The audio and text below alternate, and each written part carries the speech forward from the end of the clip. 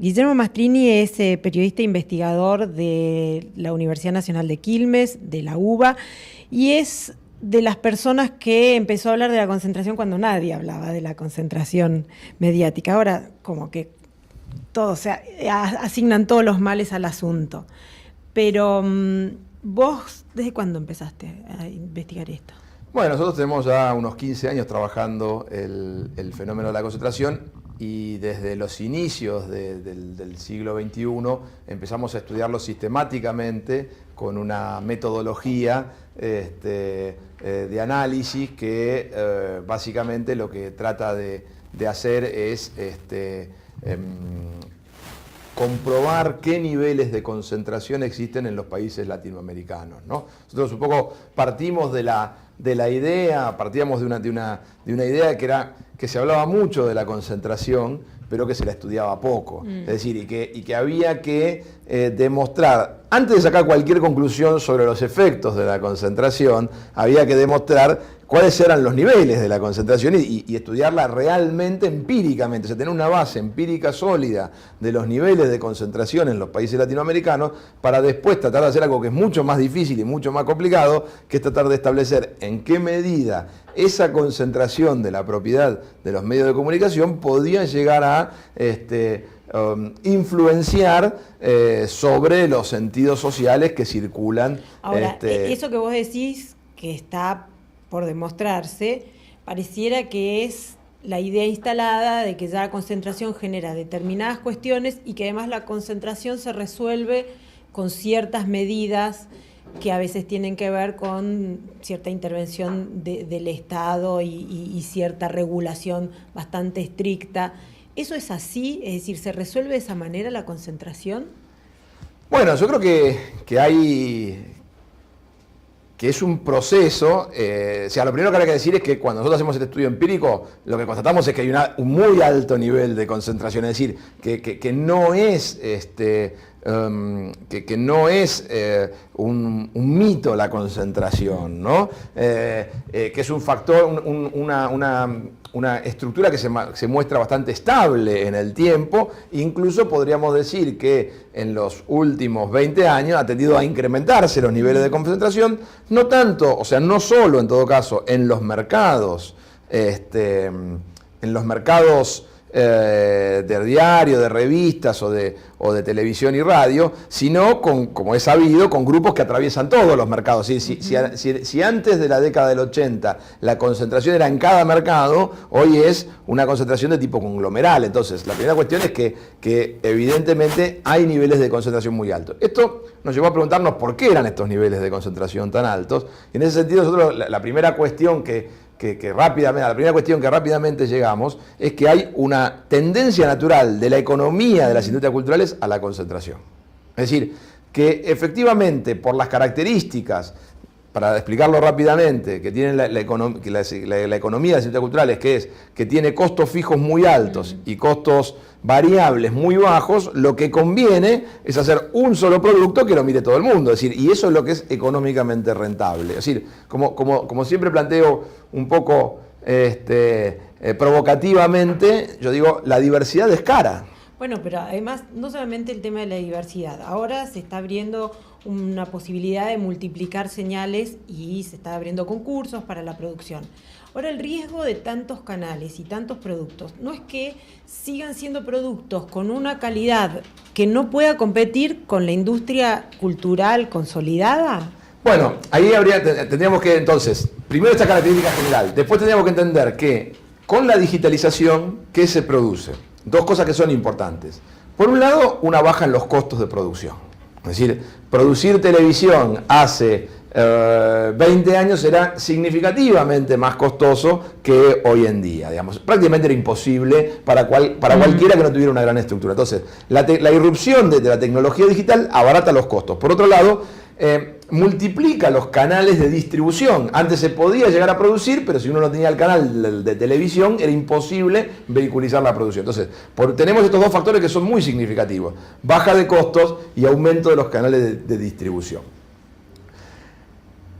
Ahora, efectivamente, como vos decís, uno de los riesgos es que haya como dos niveles de producción de contenidos. Uno, hiperprofesionalizado, dirigido a las masas, donde que va a concentrar las grandes audiencias, y una enorme cantidad de productos que van a ser ofrecidos en muchos casos gratuitamente, pero que no van a tener condiciones ni capacidad de generar audiencias porque van a ser de una calidad muy poco atractiva. Esa enorme producción sí va a tener un efecto positivo para la industria en general, que ¿cuál va a ser?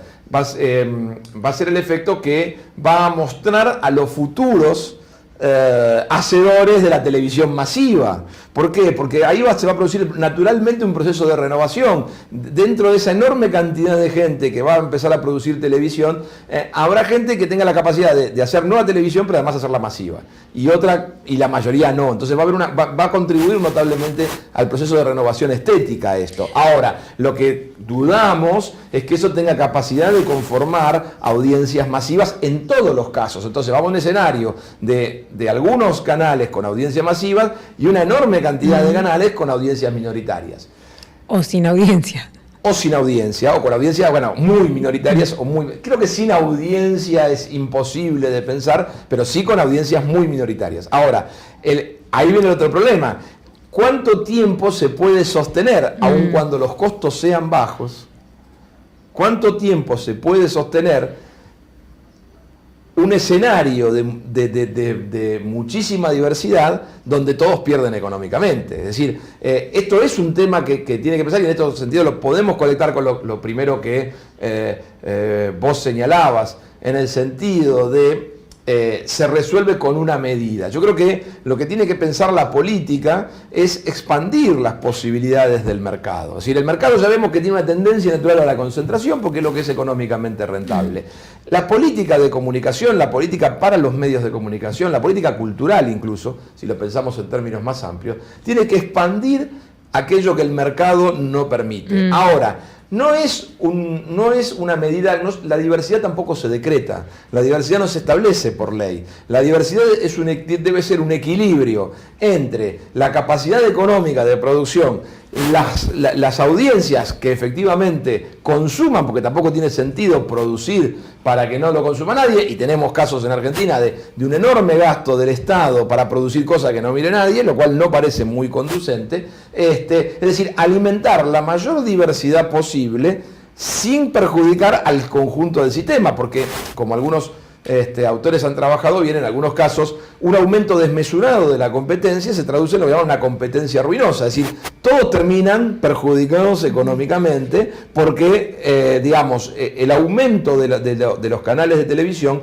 no implica, por ejemplo, de ninguna manera un aumento de la inversión publicitaria. Entonces lo que tiende a ocurrir es que esa inversión publicitaria se dispersa entre los nuevos operadores. Y ahí habrá que ver quién tiene capacidad de sobrevivir en ese entorno más competitivo. Ahora, me parece que está instalado, por lo menos en nuestra política, que en esa parte el Estado tiene que ir a subsidiar la diversidad, porque la diversidad per se es necesaria. Entonces te encontrás, incluso saliendo de la controversia del Estado Nacional, en provincias en donde gobiernos financian medios gráficos, medios radiales, porque bueno, es una forma de tener canales alternativos. Eso es, ¿tiene sentido? Bueno, yo te diría que en la mayoría de las provincias los estados provinciales no financian medios alternativos, financian los medios. Los medios. Es decir, lo que tendríamos que pensar es que en los mercados provinciales, y esto también es interesante de pensarlo un poquito más complejamente desde mi punto de vista de lo que se ha hecho hasta ahora. ¿Qué vemos en los mercados provinciales?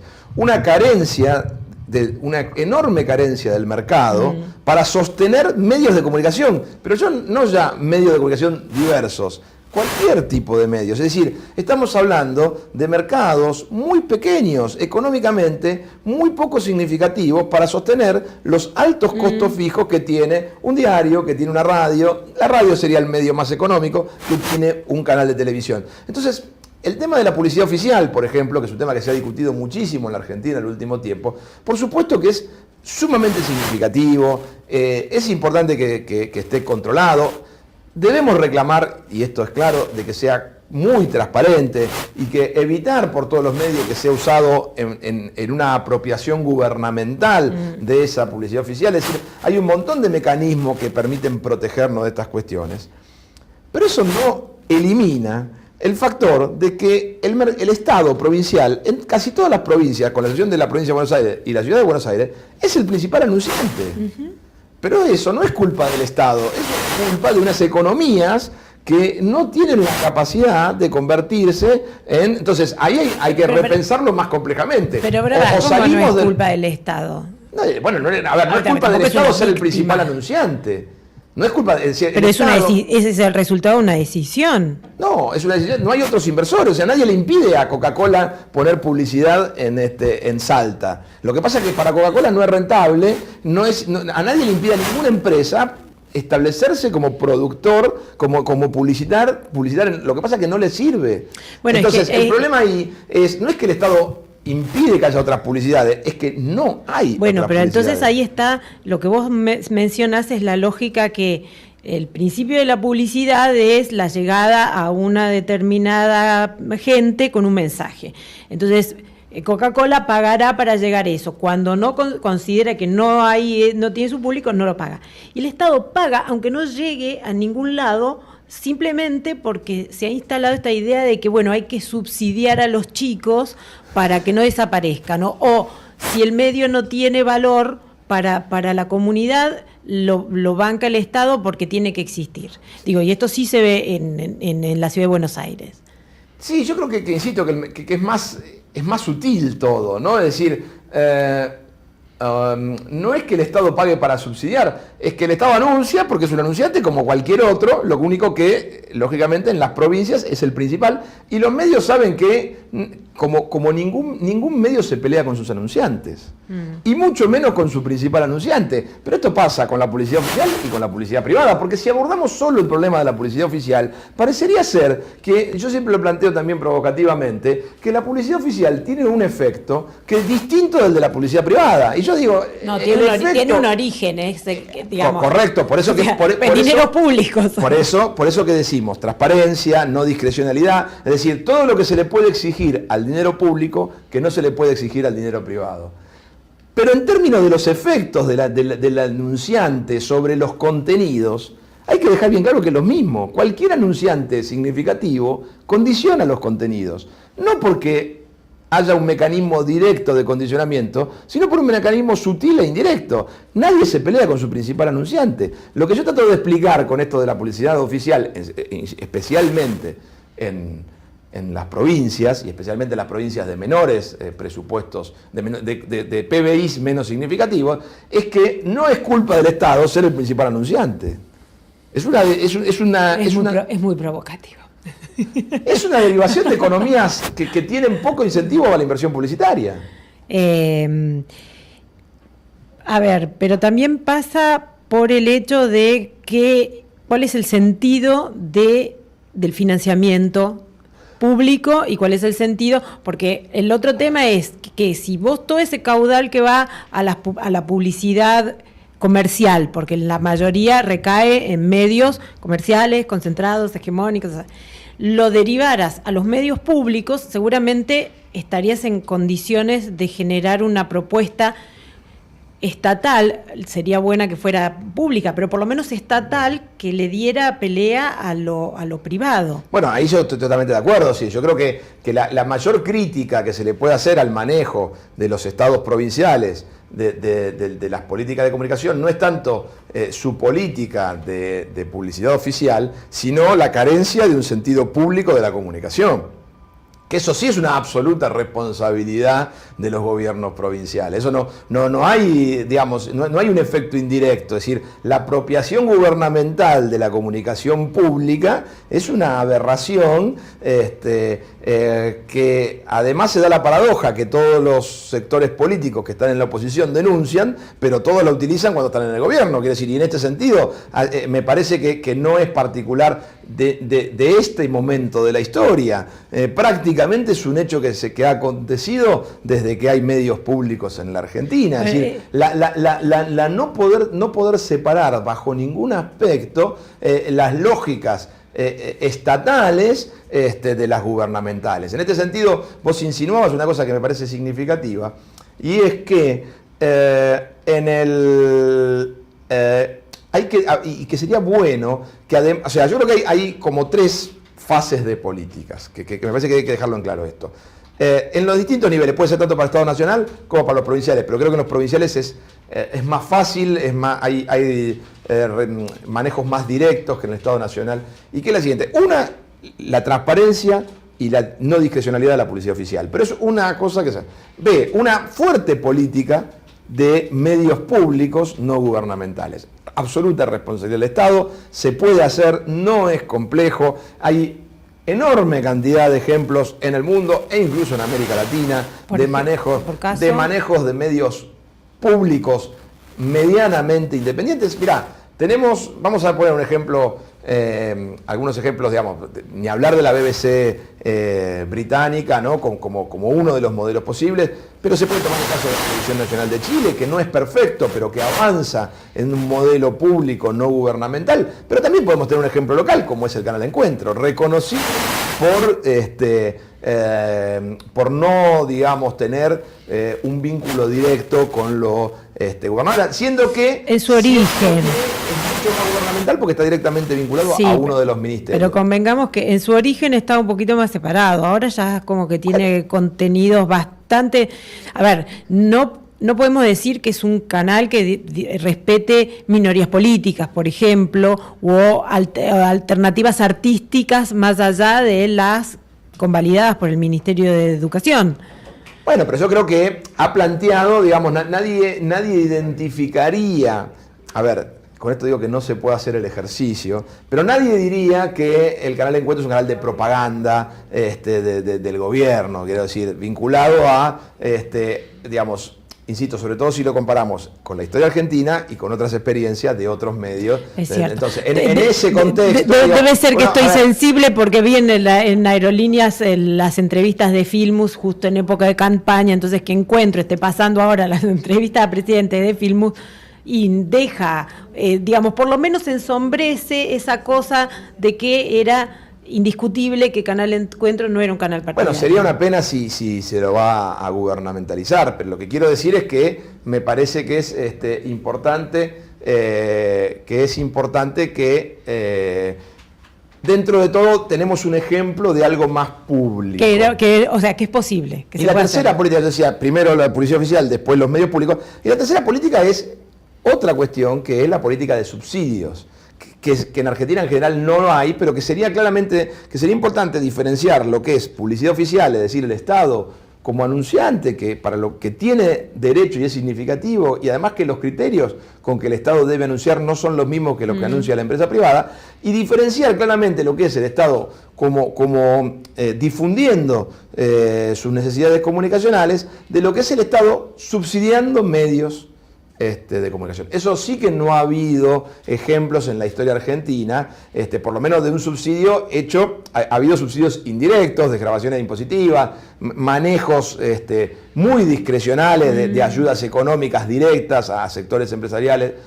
Yo lo que digo es plantear un esquema concreto donde el Estado destine un dinero al surgimiento de la diversidad mediante procesos que pueden ya ser concurso público, algún sistema universal de ayudas a medios de bajo tirada. Es decir, hay muchos mecanismos que se podrían implementar, pero que ya es otra cosa, ya no tiene que ver con anunciar ni con nada, sino simplemente con subsidiar la diversidad. El gran problema de esto, como siempre, es que es algo bastante oneroso, lógicamente, sobre todo porque lo que hay que entender es que como la radio y la televisión es flujo, subsidiar la diversidad es algo que no termina nunca. Sí. No es algo que uno implementa un año y después lo puede dejar que funcione solo.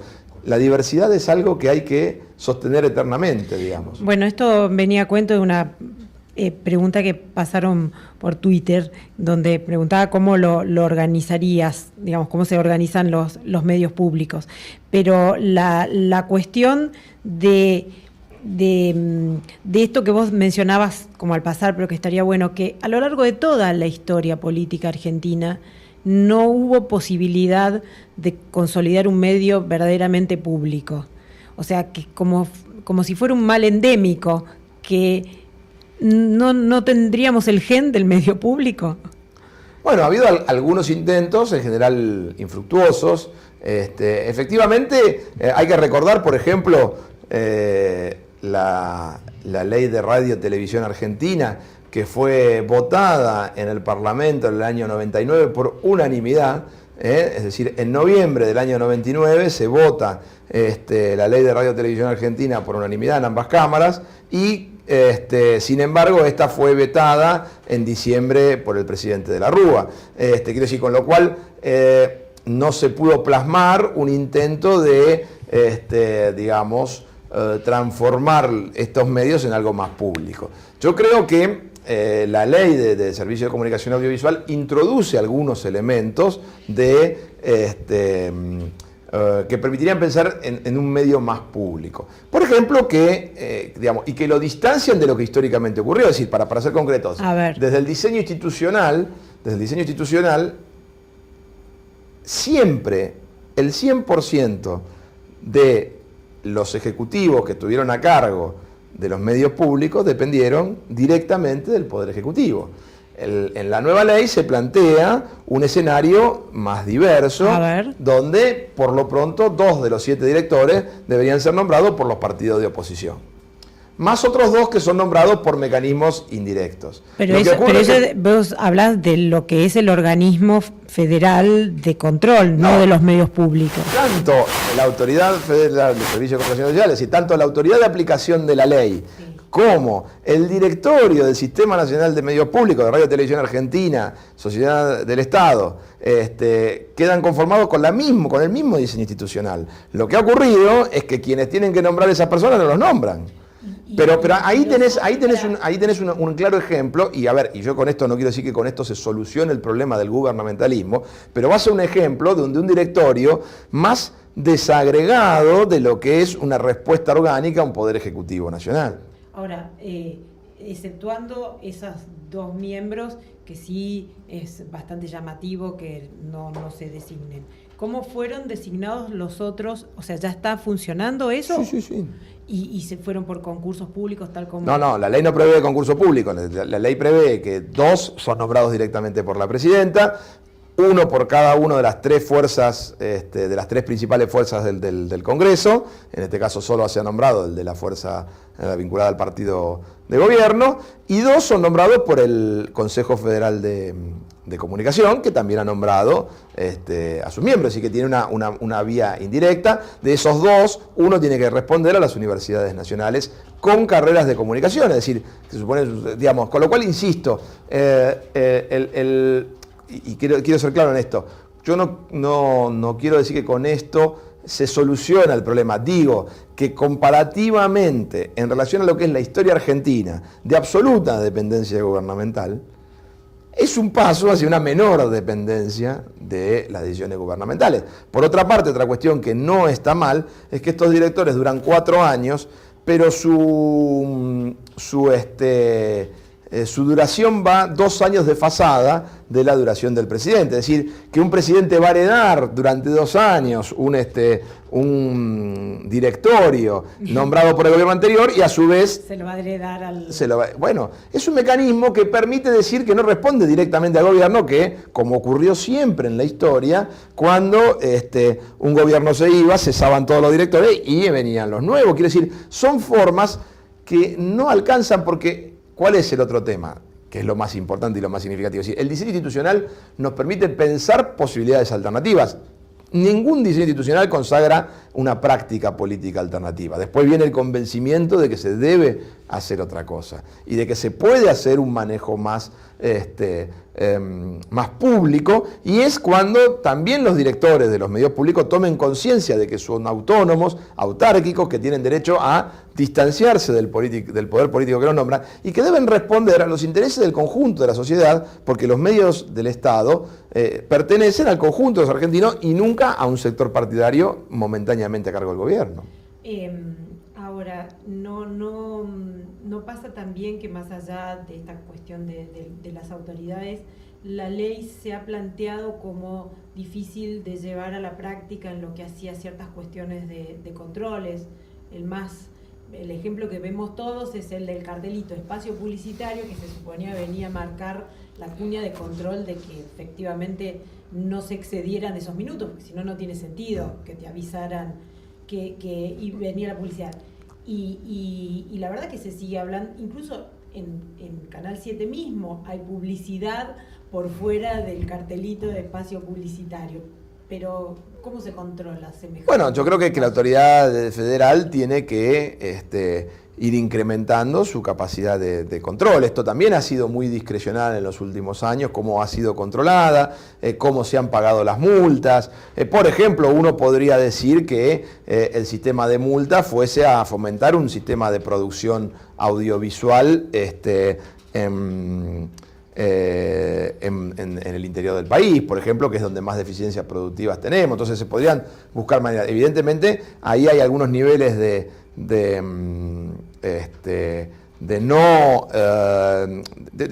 falta de trabajo. Tampoco se puede pensar que una ley como esta se va a implementar de forma perfecta, menos de 2 años de sancionada, pero en realidad casi prácticamente tenemos 1 año desde que fue levantada todo el proceso judicial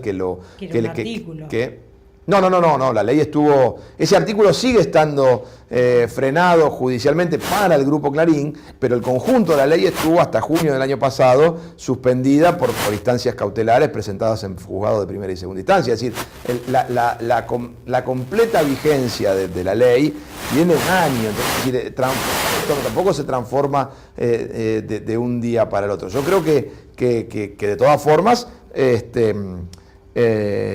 si bien la ley representa un avance en materia de algunos diseños de política comunicacional que se distancian de lo que históricamente fue el diseño de política comunicacional en Argentina, también hay que decirlo, los procesos de implementación me parece que no están a la altura de lo que la ley dice, y en algunos casos, algunos de los recorridos que se han hecho con posterioridad, tanto desde la designación de algunos de los miembros de la Autoridad Federal de Servicio de Comunicación Audiovisual, como desde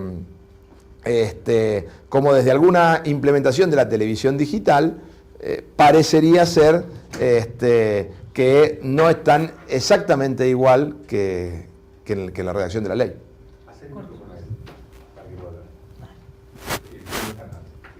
¿No estaba andando? No, sí, ahora sí, me pasé a mí.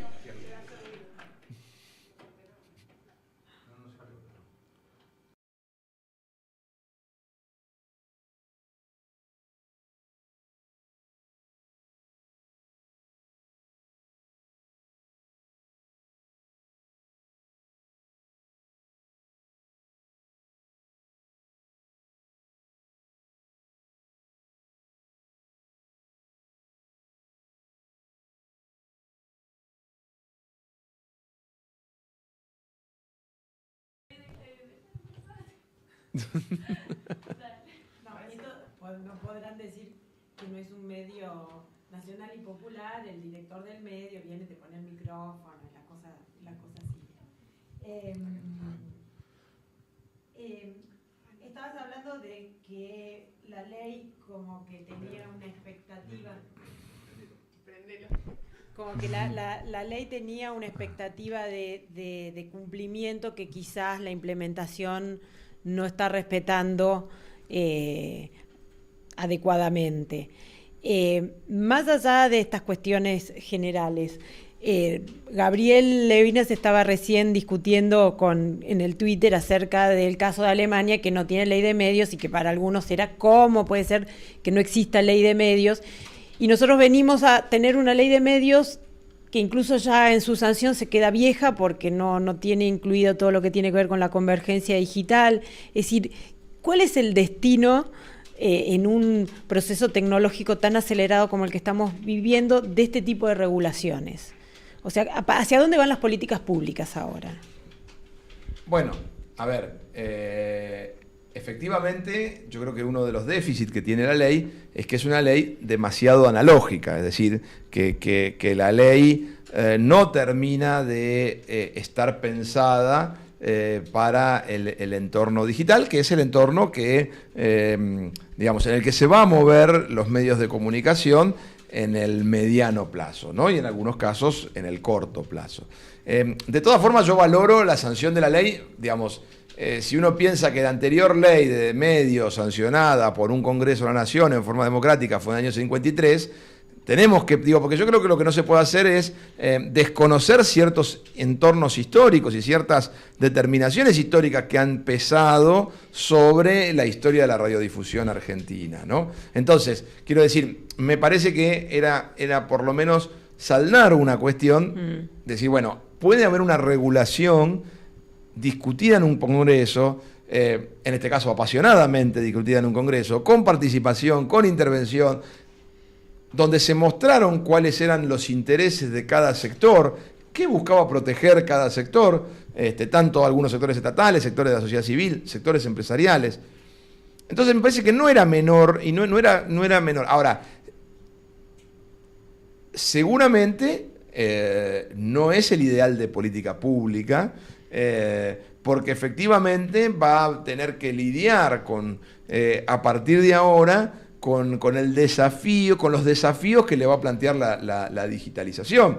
De hecho, se está viendo con la implementación de la televisión digital, ¿no? Es decir, ya solo la televisión digital es más compleja de entender que la ley de medios, digamos, porque tiene, digamos, uno puede recibir televisión digital por satélite, la puede recibir por vínculo físico, la puede recibir por televisión digital terrestre. ¿Dónde y cuándo compete la ley de servicios de comunicación audiovisual?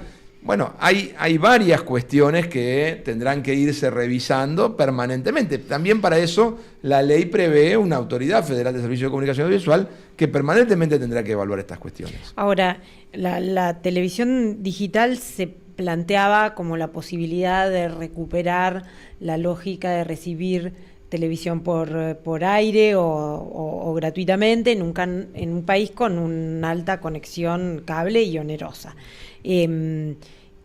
¿Crees que lo que se está haciendo ahora en televisión digital apunta en ese sentido o a dónde va el esfuerzo? Bueno, yo creo que en materia de televisión digital lo que está claro es que se ha recuperado la iniciativa estatal.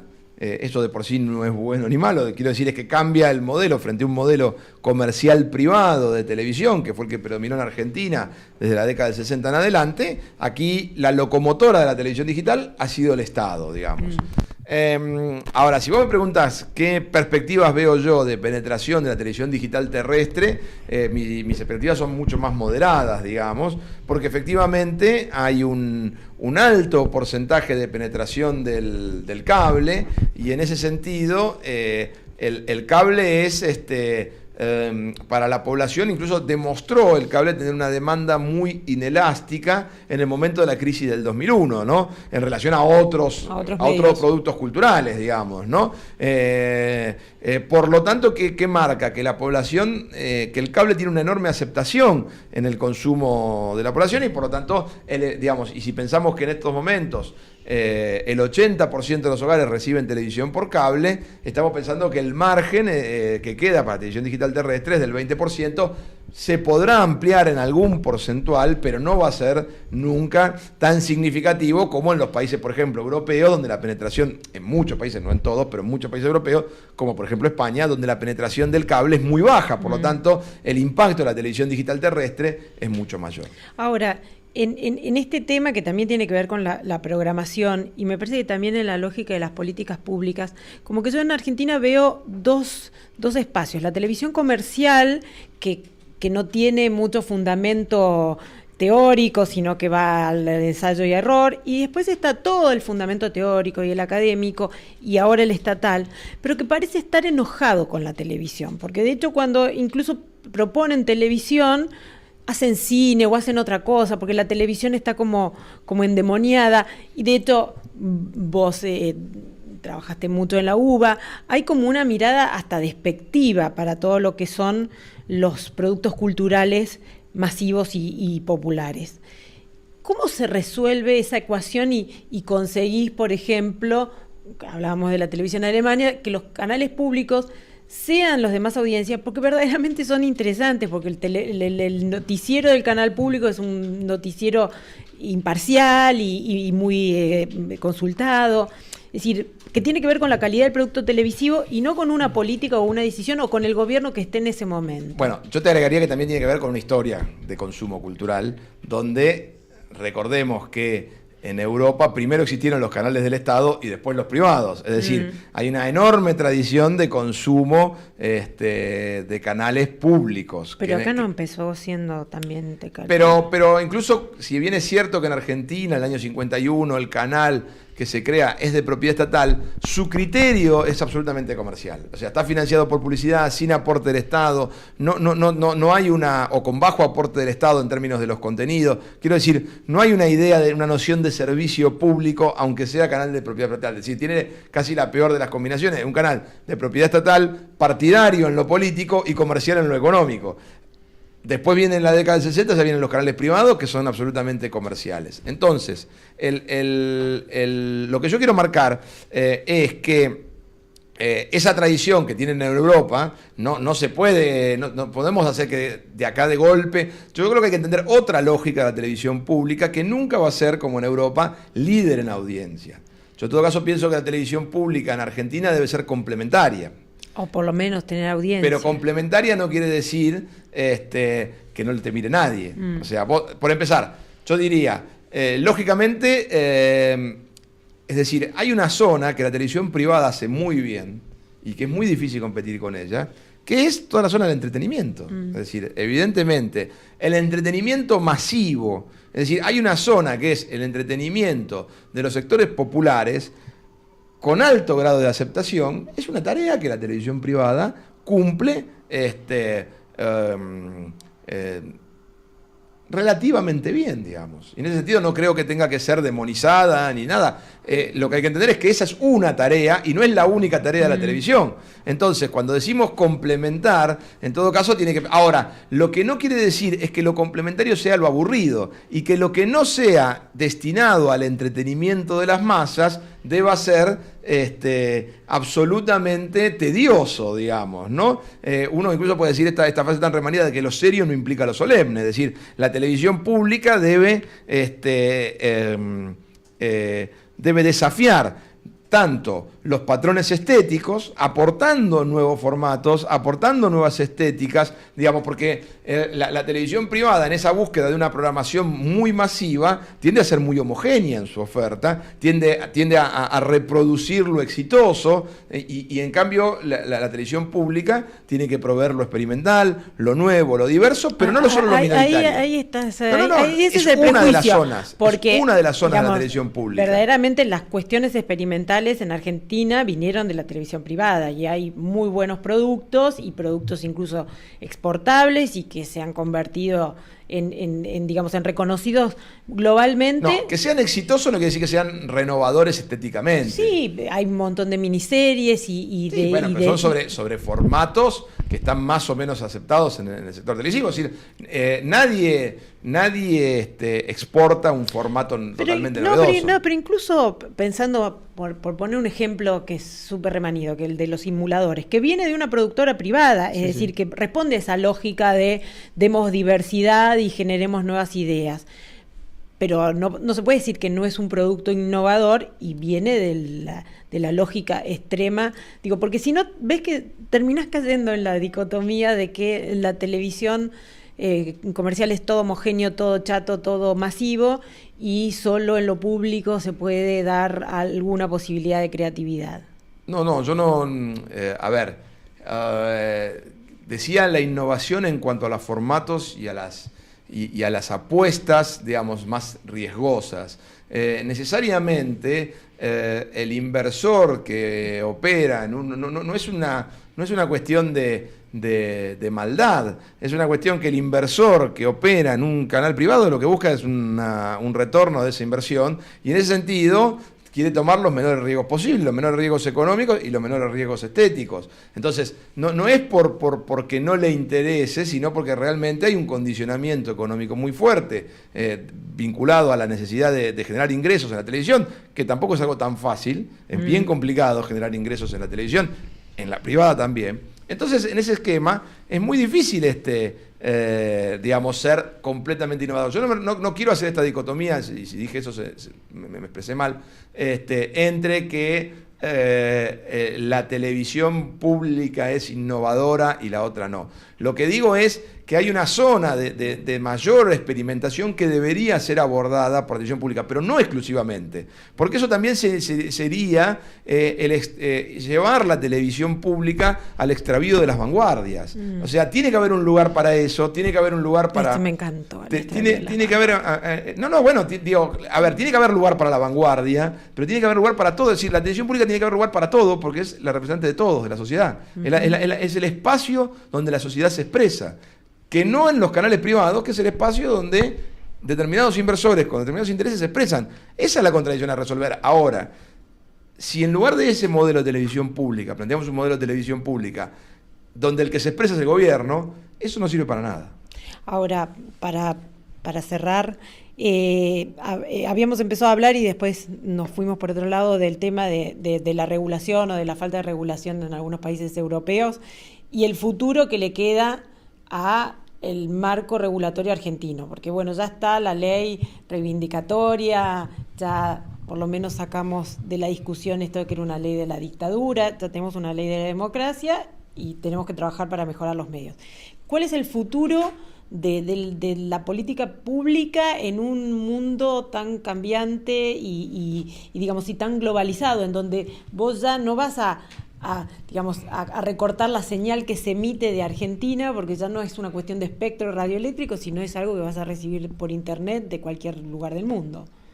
Bueno, yo creo que hay dos niveles, ¿no?, en lo que vos estás señalando. Hay un nivel que estaría más vinculado a los medios que ya están, la radio ya está, la radio y la televisión tal cual la conocemos. Y hay otro que es a lo que puede ser modelos de consumo audiovisual de futuro vinculados a la televisión de internet. En el modelo tradicional creo que sería un error pensar que con la ley se democratiza la comunicación. La ley en todo caso es un cimiento, es algo que permite pensar políticas de comunicación democráticas. No construye la casa de la comunicación democrática.